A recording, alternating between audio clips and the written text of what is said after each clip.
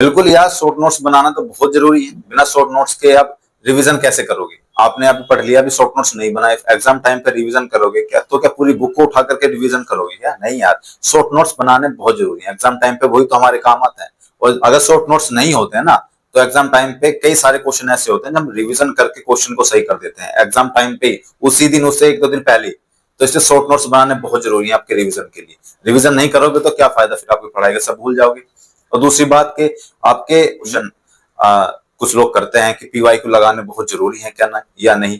भाई मैं 10 बार बता चुका हूँ, पीवाईक्यू यानी शॉर्ट पेपर्स आपको लगाने बेहद जरूरी हैं।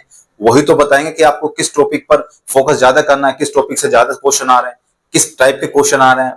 अगर आपको यही नहीं पता होगा तो आप पढ़ेंगे क्या? किस लेवल का क्वेश्चन आ रहा है वो ही नहीं पता होगा तो आप किस लेवल का पढ़ेंगे? आपको नहीं पता। तो आप पीवाईक्यू जरूर लगाओ, उससे आपके प्रैक्टिस भी हो जाएगी और आपको पता भी चलेगा कि हमें कहाँ फोकस ज्यादा करना है, क्या चीज हमें ज्यादा पढ़नी है, किस पे ज्यादा टाइम देना है। तो उसके लिए आप बुक खरीद करके ले आओ, किरण पब्लिकेशन की बुक ले आओ, चारों सब्जेक्ट के वहां पीवाईक्यू आपको मिल जाएंगे, शॉर्ट पेपर्स, मैथ के, रीजनिंग के, जीएस, संविधान के और हिंदी के चारों शॉर्ट पेपर्स आपको मिल जाएंगे। बेस्ट शॉर्ट पेपर्स हैं।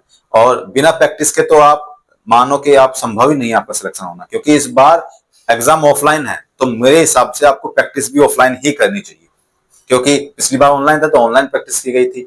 ऑफलाइन और ऑनलाइन में काफी डिफरेंसेस होता है, कई लोगों को डिफरेंस इसका पता भी चलता है। तो ऑफलाइन के लिए आप प्रैक्टिस सेट लाइए, किताब खरीद करके लाइए। पब्लिकेशन की आप बुक ला सकते हो प्रैक्टिस सेट के लिए।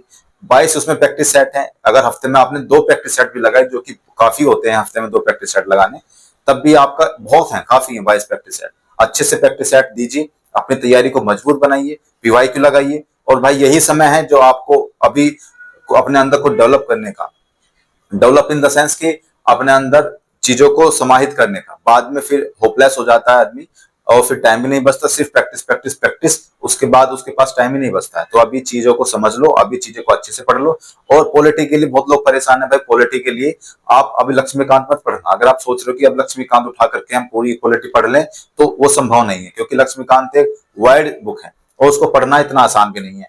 तो अभी जो लोग पहले से पढ़ते आ रहे हैं लक्ष्मीकांत, वो पढ़ सकते हैं, कोई बात नहीं। जिन्होंने पहले पढ़ रखी है 1-2 बार, वो पढ़ सकते हैं। लेकिन अभी लक्ष्मीकांत मत पढ़ना, पॉलिटी के लिए कोई और बुक लेकर के आ, फिर कोई और सी जो भी आपको अच्छी लगे बुक, वो लेकर के आ जाओ। लेकिन अभी पॉलिटी के लिए लक्ष्मीकांत मत पढ़ना। पढ़ते रहिए, खुश रहिए और अपनी तैयारी को बेहद मजबूत बना लीजिए, क्योंकि इस बार आप सबको पता है कि मैट बहुत हाई जाने वाली है। मैट के भी एनालिसिस करने के लिए मैं वीडियो लेकर के आऊंगा। मैट बहुत हाई जाएगी और सभी लोग बहुत अच्छे से मेहनत करिए, सभी को पीछे करके अपना सिलेक्शन सुनिश्चित करिए। तो मिलते हैं अगली वीडियो में, तब तक के लिए जय हिंद।